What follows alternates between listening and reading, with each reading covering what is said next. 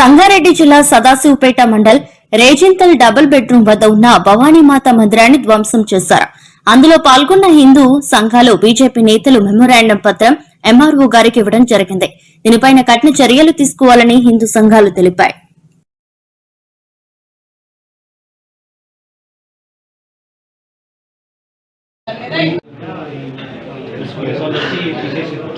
Already last time issue అయినప్పుడే మనం అన్ని కమ్యూనిటీల వాళ్ళకి అక్కడ 10 గుంటలకు ఒక తీర్మానం చేయించింది. వీళ్ళందరం కౌన్సిలర్స్ కలిపి 10 గుంటలు అలాట్ చేయడానికి కూడా ప్రపోజల్ పెట్టినప్పుడు మనకి ఇన్స్ట్రక్షన్స్ రాగానే అన్ని కమ్యూనిటీ వాళ్ళకు కూడా 10 గుంటలు చూపిస్తాం. ఎందుకంటే అక్కడ 500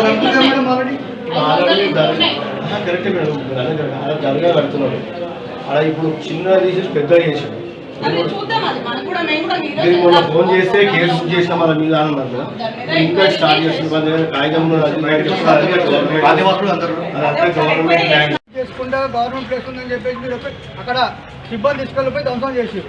అదేవిధంగా వేరే కమ్యూనిటీ వాళ్ళకు కూడా ఉంది. అక్కడ వాళ్ళు స్వేచ్ఛగా కొనసాగిస్తున్న పనులని మీరు దాని మీద తగు చర్యలు తీసుకోవాలి. మేము మాకు ధ్వంసం చేసినా వాళ్ళకు ధ్వంసం చేయమంటలేము, మాకు న్యాయం చేయండి. విషయ హిందూ పరిషత్ సంగారెడ్డి జిల్లా తరఫున నేను కోరుతున్నది అంటే హిందువులపైన వివక్ష చూపకండి, సమానంగా చూపించండి అందరు కూడా ఏది ఉన్నా సరే. మా గుళ్ళని ధ్వంసం చేశారని చెప్పి మేము వాళ్ళని ధ్వంసం చేయమంటే, కానీ మాకెట్లా ఆపిరో వాళ్ళకు కూడా ఆపి అందరు న్యాయం చేయమని చెప్పి కోరుకుంటాం. మీరేమన్నారు ఇంతకుముందు కూడా కౌన్సిల్ తీర్మానం చేసిరు అని చెప్పన్నారు మీరు, ఏది మరి అప్పటి వరకు కూడా ఆగారు కావాలి అందరు కూడా. మా ఏమో మొత్తం బోనాలు చేసుకుంటాను కూడా కానిస్తలేరు, మరి వాళ్ళకేమో మొత్తం దొరగారు కట్టుకుంటారు, ఎక్స్పెక్ట్గా నడుస్తున్నాయి పనులని. ఇది వివక్షత ఎందుకు మేడం?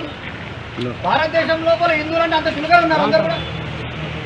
మీరు తీసుకోవాలి, ఖచ్చితంగా మీరు చర్య తీసుకోవాలి, లేకపోతే పెద్ద ఎత్తున ఉద్యోగం అవుతుంది మేడం. దీని విషయం లోపల మేము మీ ద్వారా వెళ్తున్నాం కాబట్టి.